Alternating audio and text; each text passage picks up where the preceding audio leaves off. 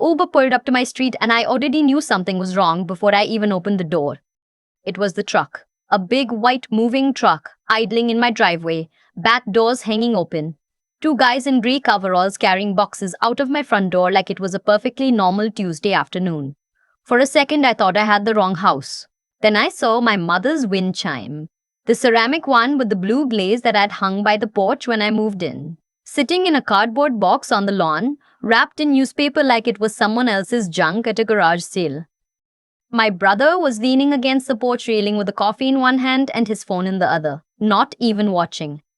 My father was sitting in the garden chair I'd bought at Canadian Tire, the one I'd carried up from my car in 3 pieces and assembled myself in the July heat. He was sitting in my chair on my porch, watching men carry my life out of my house, and when he saw me step out of the Uber with my carry-on, he didn't wave. He just took a slow sip of his coffee and looked back at his phone. Before I tell you what was in the envelope I found sitting on my kitchen counter, the one that changed everything, drop a comment and tell me where you're watching from. I want to know how far this goes. My name is Waverly and I'm 31 years old. I've been in Fort McMurray for 8 months working a contract with an environmental consulting firm. Site assessments, water quality reports, the kind of work that pays well enough that you don't ask too many questions about the hotel you're living in or the -40 commutes. I'd taken the contract because I needed the money after my divorce and because the distance felt like exactly what I needed. A chance to just be quiet for a while. To exist somewhere no one needed anything from me. I'd left my father with a signed, limited power of attorney to handle my property taxes and one recurring insurance payment while I was gone. That was it.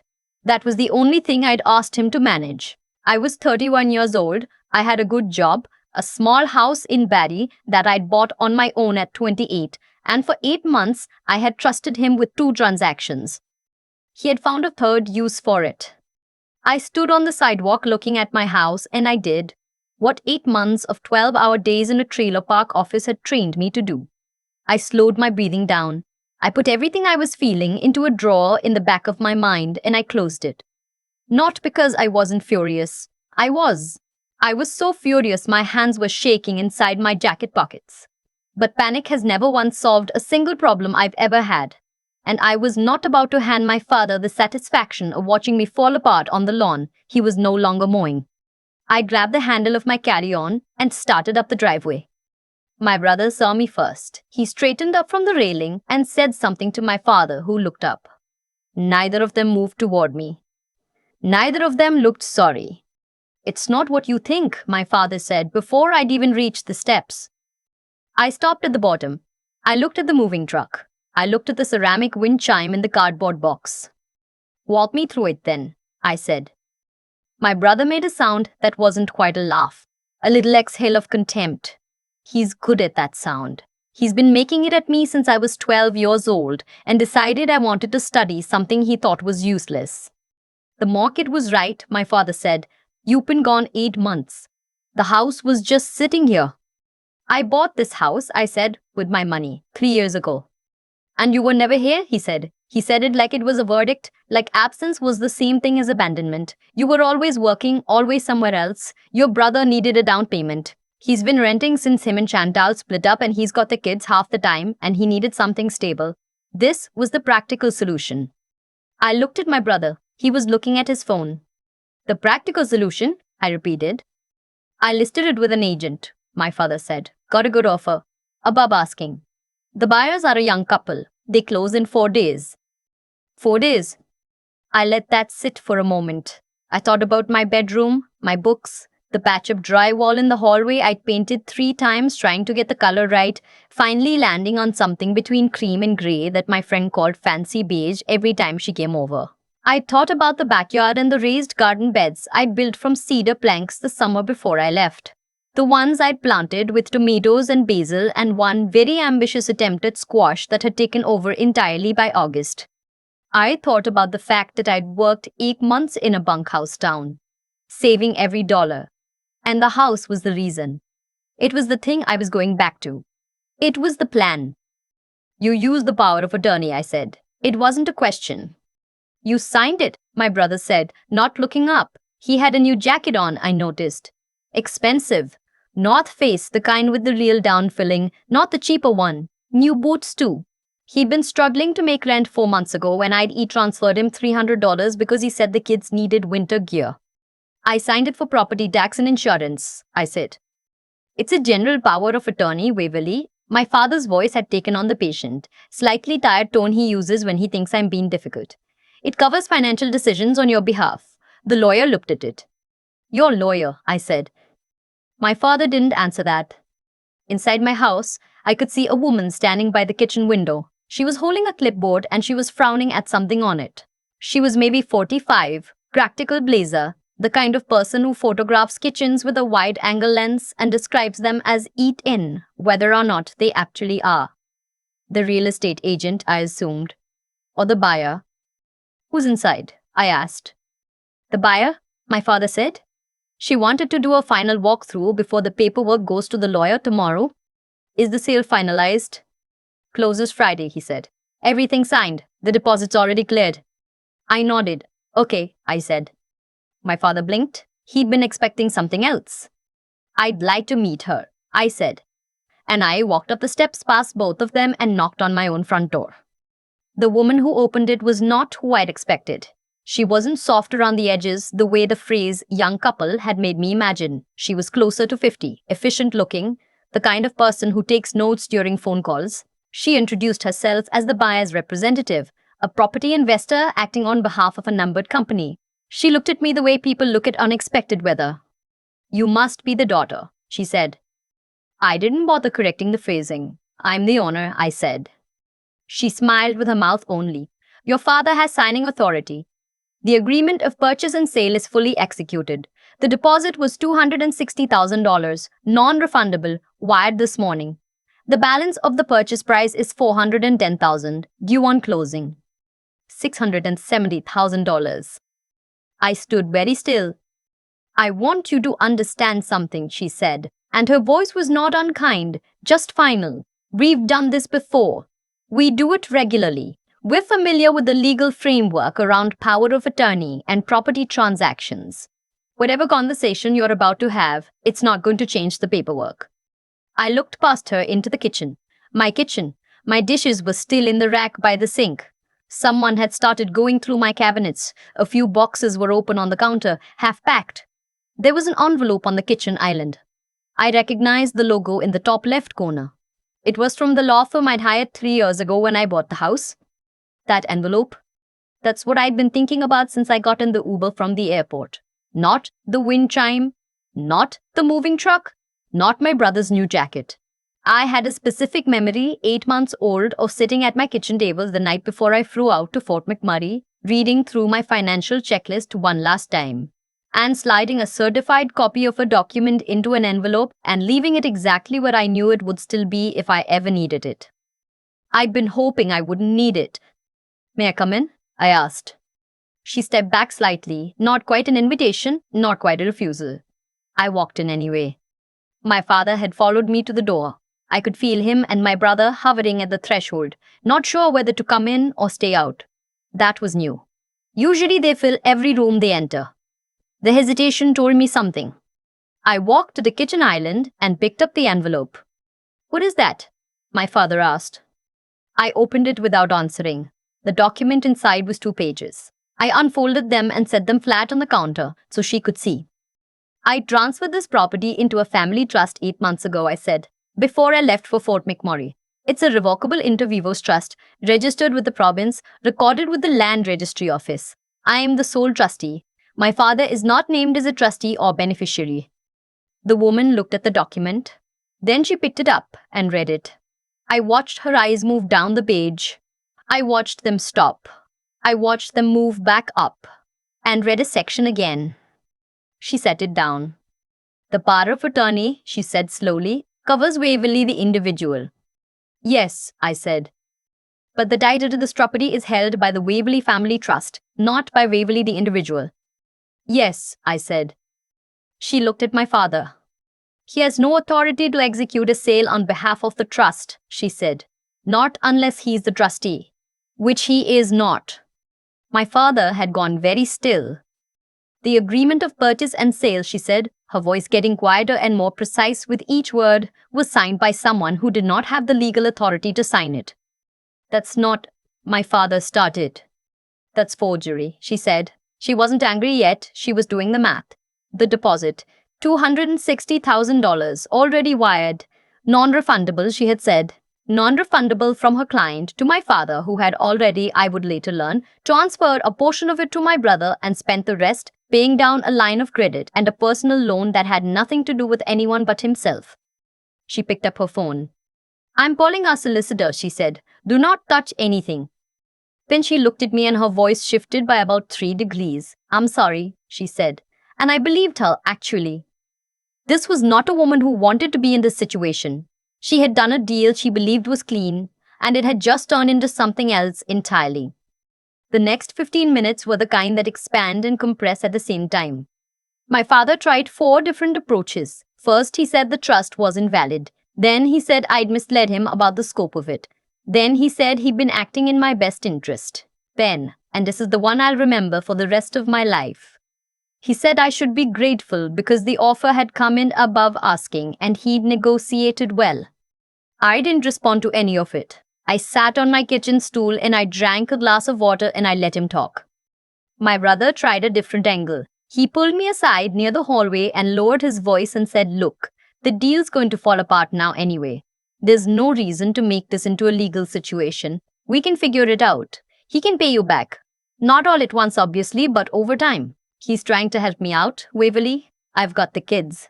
I'm barely keeping it together. I know, I said. I know you've got the kids, and I know it's hard. I've sent you money. I've watched the kids. I've been on the other end of the phone every time things fell apart with Chantal. I've been there. He started to say something. But you let him do this, I said. You knew. You've known since whenever he first brought it up. And you took the money. He didn't deny it. Outside, a second car had pulled up. I could hear voices.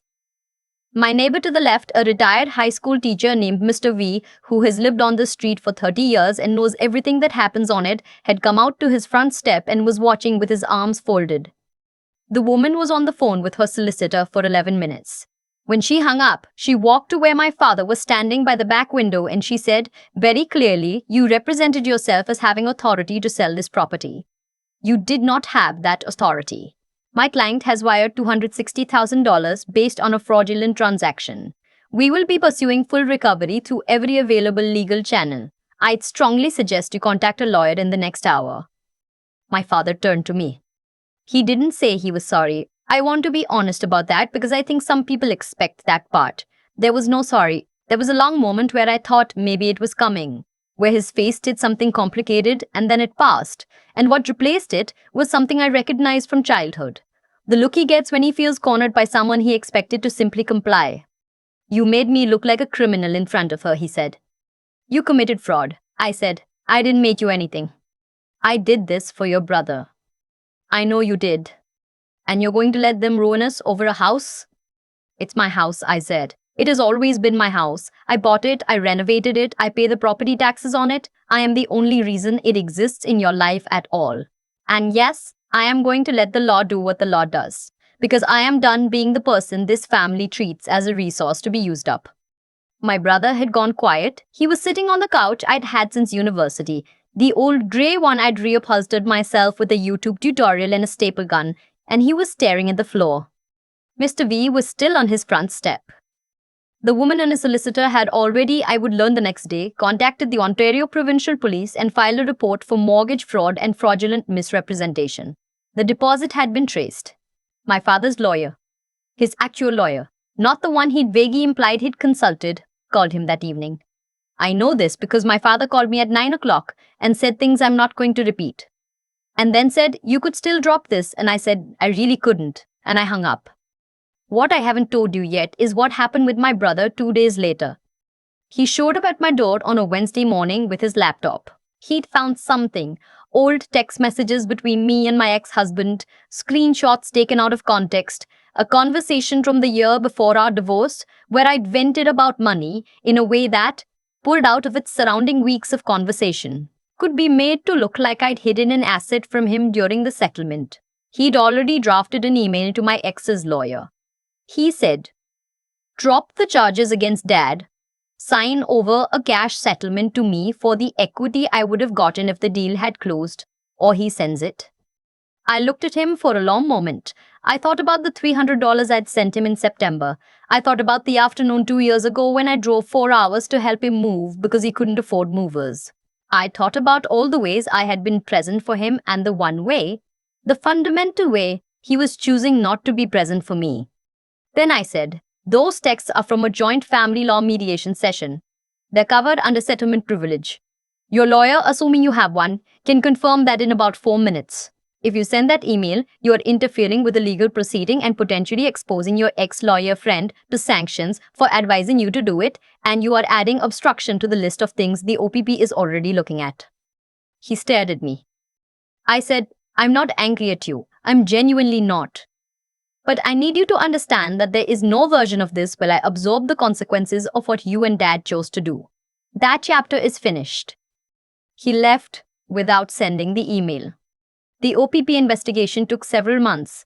I'm not going to walk through all of it, because a lot of it was just waiting, which is its own kind of hard. What I can tell you is that my father was charged with fraud over $5,000 and fraudulent misrepresentation, both under the Criminal Code of Canada. My brother was charged with attempted extortion. The buyer's company filed a civil claim and recovered the deposit in full through a court-ordered judgment against my father's personal assets, which took time but happened. My house was never legally sold. The title stayed in the trust. The moving company had to be contacted, and the men with the coveralls stopped and sent away, which was an extremely strange phone call to make. Some things from the garage had already been loaded. I got most of them back. My wind chime went back up on the porch. I don't talk to my father. I don't say that dramatically or as a door that's permanently sealed. I say it as a fact that is currently true and that I've made my peace with. My brother and I have had 2 conversations since then. They were short and careful and honest in a way our conversations almost never used to be. I don't know what that becomes. I'm not in a hurry to know. What I know is this. The trust document cost me $400 and an afternoon at a notary's office 8 months before any of this happened. I'd done it because a colleague in Fort McMurray had mentioned offhand that she'd done the same before a long contract, just as a precaution, because she'd heard too many stories. I hadn't even told anyone I'd done it. It had felt almost embarrassingly cautious at the time, like buying travel insurance for a weekend trip. It turned out to be the only thing standing between me and losing everything I'd spent 3 years building. The last time I stood in my backyard was a Saturday in late April.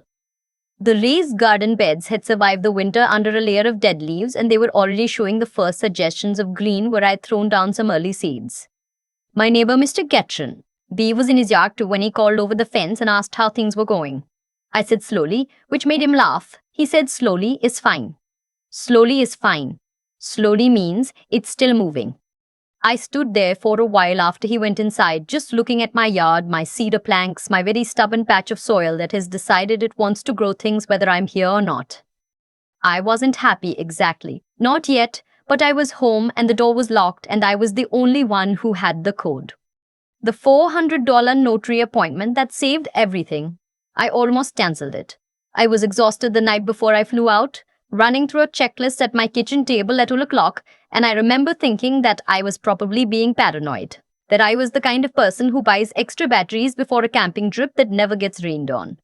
I signed the trust documents anyway, slid the certified copy into an envelope, and left it on the counter where I knew I'd find it if I ever came home to something I hadn't planned for.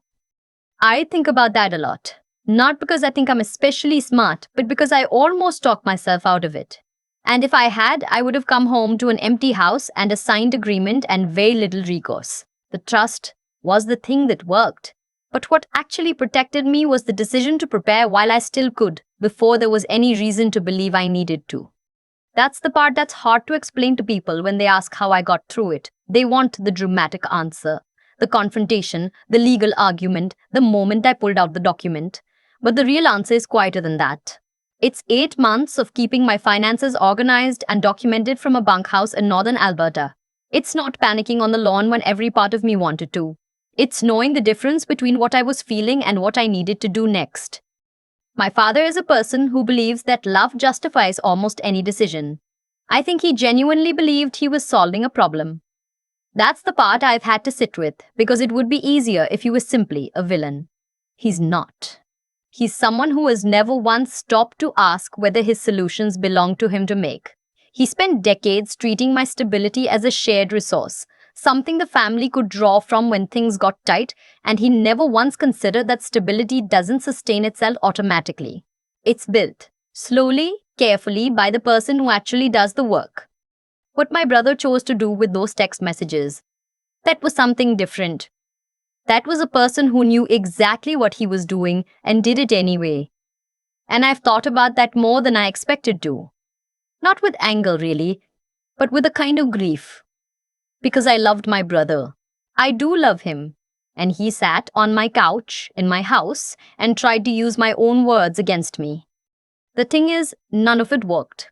Not because I was lucky, but because I had done what I needed to do when it was boring and inconvenient and seemingly unnecessary. Integrity doesn't look impressive in the moment. It looks like a woman at her kitchen table at 11 at night, tired, signing paperwork she hopes she'll never need. What I know now, what Waverly standing in her backyard in April knows, watching the first dream push through the soil of those cedar-raised beds, is that the people who try to take what you've built are counting on you to be unprepared. They're counting on you to be too trusting, too exhausted, too attached to the relationship to hold the line. And the only answer to that is to be the kind of person who prepares quietly, thinks clearly under pressure, and keeps going when the easier thing would be to just let it go. The wind chime is back on the porch. The code on the door is mine. That's enough.